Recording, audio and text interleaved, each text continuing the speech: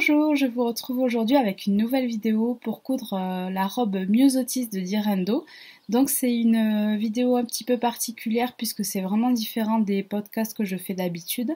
Je vous ai filmé les étapes en fait pour coudre cette robe. Donc c'est la robe que je porte. Je l'ai prise en photo sur mon blog, donc n'hésitez pas à aller voir sur mon blog si vous voulez voir des photos portées.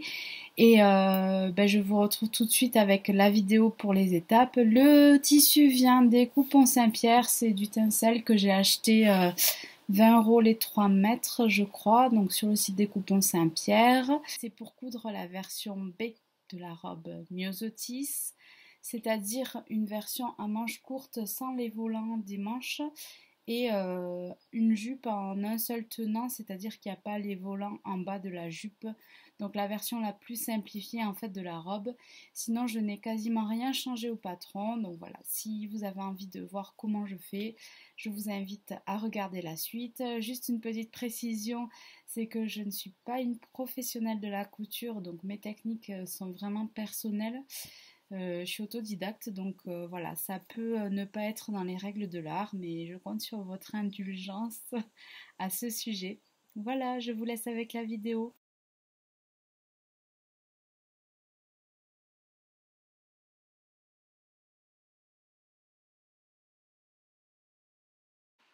Donc tout d'abord, la première étape, ça va être d'entoiler avec du thermocollant les deux pièces de parementure et une des deux pièces du col. Donc je prends mon patron de la parementure, la pièce de la parementure, je la positionne sur mon thermocollant. Moi je vais l'attacher avec des épingles pour vraiment pas que ça glisse.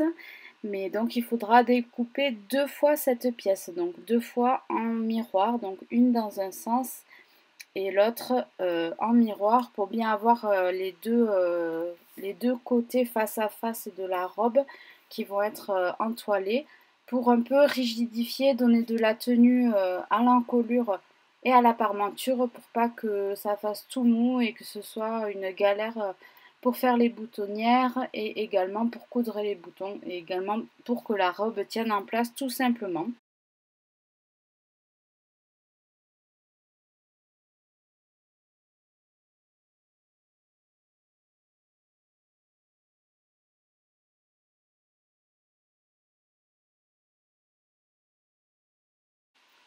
Donc voilà, là j'ai découpé ma première pièce de thermocollant, je vais enlever les épingles, j'enlève le thermocollant et je repositionne mon patron en miroir pour découper la deuxième pièce de thermocollant pour la deuxième parementure.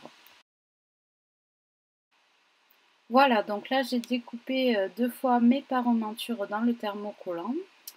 Oui, là je me suis trompée, je ne les ai pas mises dans le bon sens. Voilà à quoi elles ressemblent. Après, je les ai redécoupées pour bien qu'elles soient dans la bonne forme. Et ensuite, je m'occupe de thermocoller le col. Donc, cette fois-ci, en un seul exemplaire.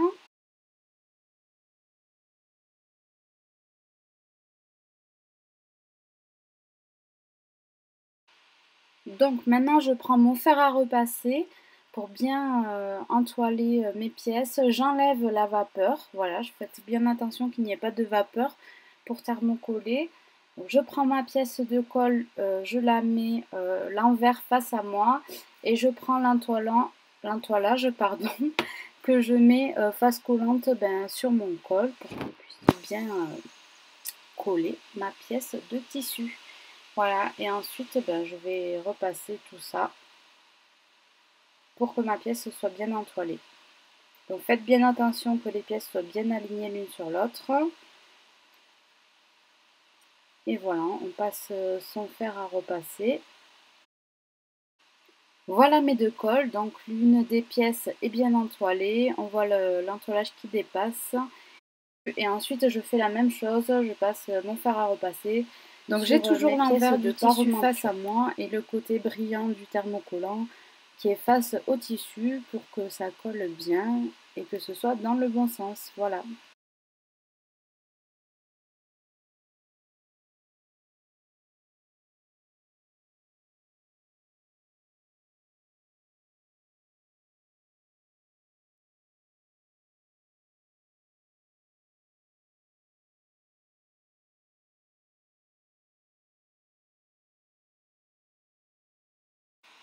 Étape suivante, donc je prends ma surjeteuse.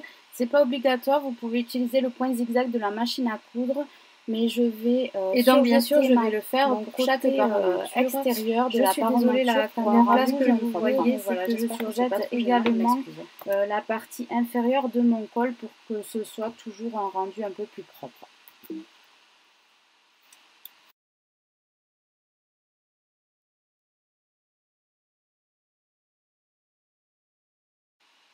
Donc l'étape suivante, c'est que je vais retracer les repères de mes pinces poitrine avec une roulette.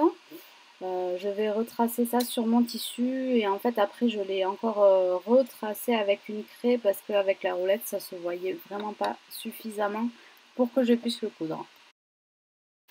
Donc bien sûr c'est mieux de tracer sur l'envers, moi je me suis trompée, j'ai tracé sur l'endroit, mais c'est mieux de tracer sur l'envers pour voir les repères au moment où on coupe bien entendu. Donc une fois que j'ai tracé toutes les pinces sur les devants, sur les dos de mes pièces de tissu, je vais les marquer avec des épingles pour pouvoir les coudre. Donc une fois qu'on a tout épinglé et bien repassé ces pinces poitrine, on va passer à la couture des pinces. Donc je suis désolée pour le bazar sur mon bureau. Donc une fois que vous avez cousu les pinces, pensez bien à les ouvrir et à les repasser vers l'intérieur du vêtement.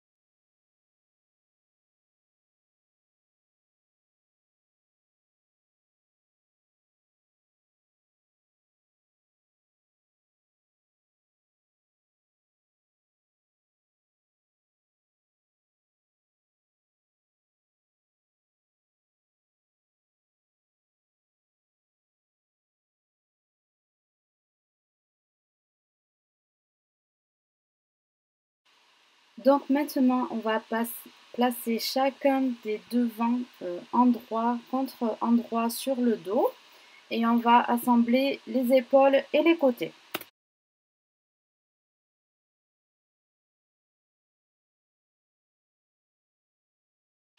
Donc une fois que vous avez terminé, moi je passe mes surplus de couture à la surjeteuse pour les finir d'une façon bien propre. Une fois que j'ai fini mes finitions sur les bords, je vais assembler les parementures à chaque devant. Je vais donc épingler ma parementure que j'ai thermocollée sur chaque devant et je vais coudre à 1,5 cm du bord. Donc c'est les marges de couture qui sont comprises dans le patron. Donc on ne le voit pas dans la vidéo parce que c'est un peu mal cadré, mais il vous faut bien penser à cranter au niveau du pli de la parementure devant, c'est indiqué dans le patron et ensuite moi je surjette mes marges de couture comme la dernière fois.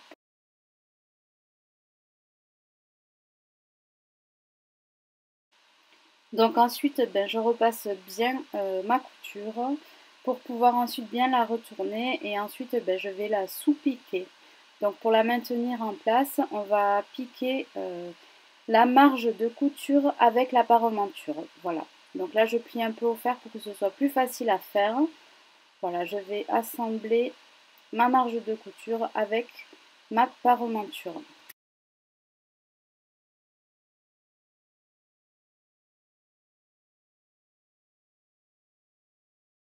Pensez bien à piquer en arrondi au niveau toujours du pli du devant pour que ça garde la forme du patron. Voilà à quoi devrait ressembler une fois la sous-piqûre faite votre devant. Ensuite, on va faire la même chose de l'autre côté, puis on vient faire une surpiqûre sur chaque côté devant. C'est pas obligatoire, mais moi je trouve que c'est plus joli.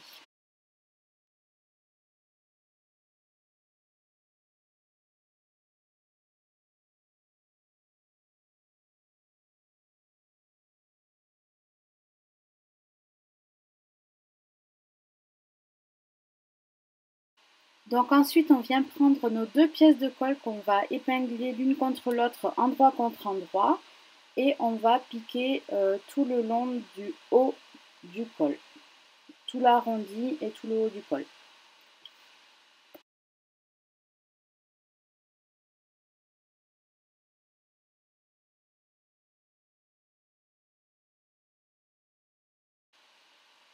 Une fois qu'on a assemblé notre couture, on va venir cranter le col, la pièce du col, pour pouvoir la retourner plus facilement et on la repasse bien pour bien aplatir les coutures.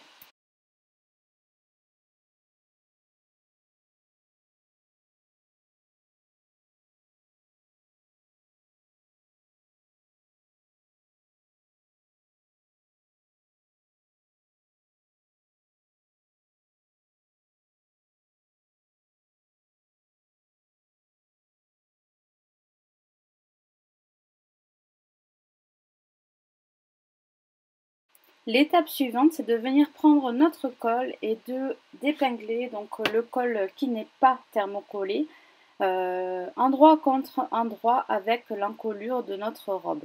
Et ensuite, on va venir piquer ça.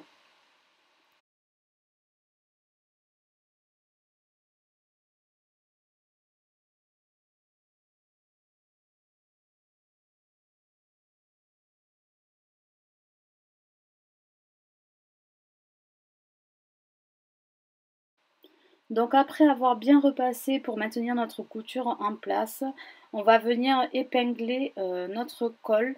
En fait, on va venir le refermer, c'est-à-dire que la partie du col qui est thermocollée, on va la rabattre sur l'extérieur et on va faire un rentré de 1,5 cm et on va épingler tout ça pour pouvoir ensuite faire une surpiqûre tout le tour du col. Donc en fait sur le bas, on va faire une surpiqûre, ensuite on va bien surpiquer également l'arrondi. Donc dans ce moment-là, il faut bien penser au repassage et à l'épinglage pour avoir une couture qui soit vraiment propre. Voilà.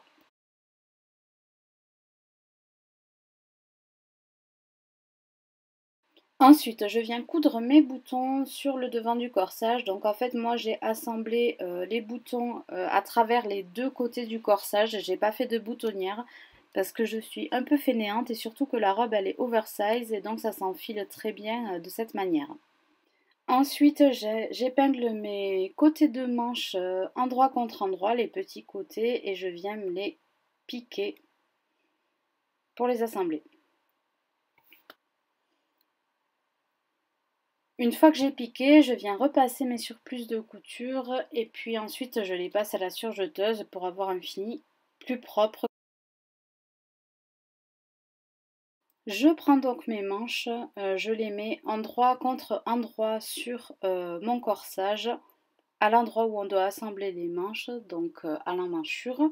Et ensuite, j'épingle tout ça avec cette fois des pinces Clover. En fait, ça permet de ne pas faire de traces dans le tissu. Je trouve que vraiment ces pinces sont super pour coudre, pour assembler. Je les utilise beaucoup. Donc en fait, l'épinglage à ce moment-là permet aussi de résorber l'embu quand il y en a. Bon, là, il n'y en a pas vraiment d'embu sur les manches, mais quand il y en a, ça permet en fait de résorber un peu le surplus des manches et de le répartir sur toute l'emmanchure. Donc ensuite je vais piquer ça et pareil je vais faire à la surjeteuse les surplus de couture.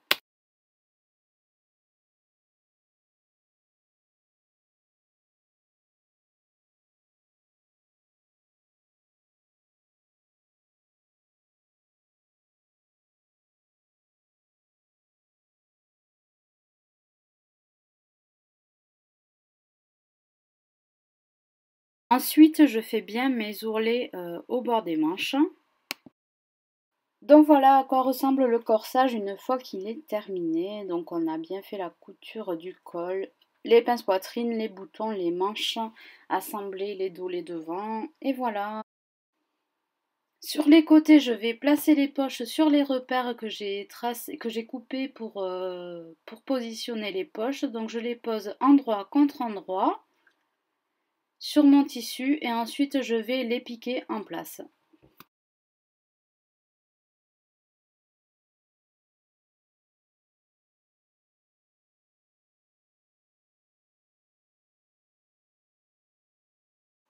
Donc je vais faire la même chose de l'autre côté de ma jupe devant en miroir et ensuite je vais faire également la même chose pour les jupes dos. Je viens ensuite repasser mes coutures. Je vais ensuite également passer mes surplus de couture à la surjeteuse. Ensuite j'épingle toujours avec mes pinces clover le devant et le dos de la jupe et je les assemble à 1,5 cm du bord en faisant une couture tout le tour des poches. Une fois que j'ai fait mes coutures le long des bords, je vais venir poser une ligne de fil pour faire les fronces de la jupe. Donc je fais une première ligne de fronce à 1 cm du bord du tissu et ensuite je viens faire une autre ligne de fronce à 2 cm du tissu. Donc les deux lignes sont des lignes de couture avec une largeur de pointe maximale pour bien pouvoir froncer et je fais deux lignes sur le devant et deux lignes sur le dos, donc une ligne à 1 cm, une ligne à 2 cm.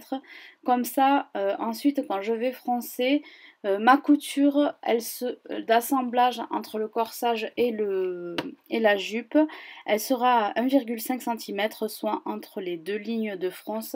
Et pour moi, c'est la meilleure façon en fait de répartir ces fronces et de faire une ligne de fronce qui soit jolie.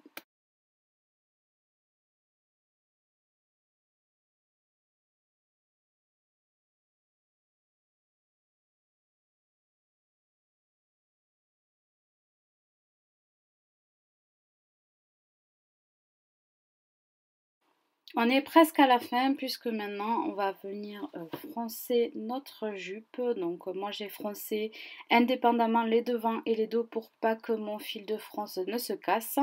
Ensuite, une fois que j'ai tout froncé, je vais venir mettre ma jupe endroit contre endroit avec mon corsage et puis je vais assembler tout ça.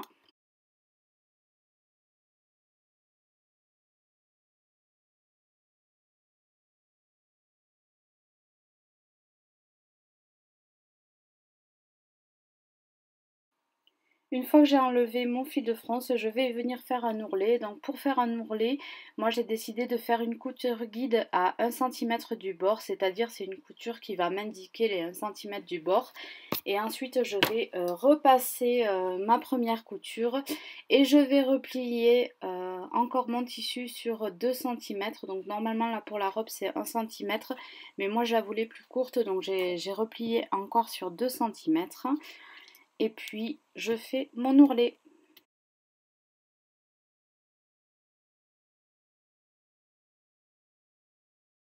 Une fois que j'ai terminé mon ourlet, je le repasse et ma robe est terminée. Wouhou!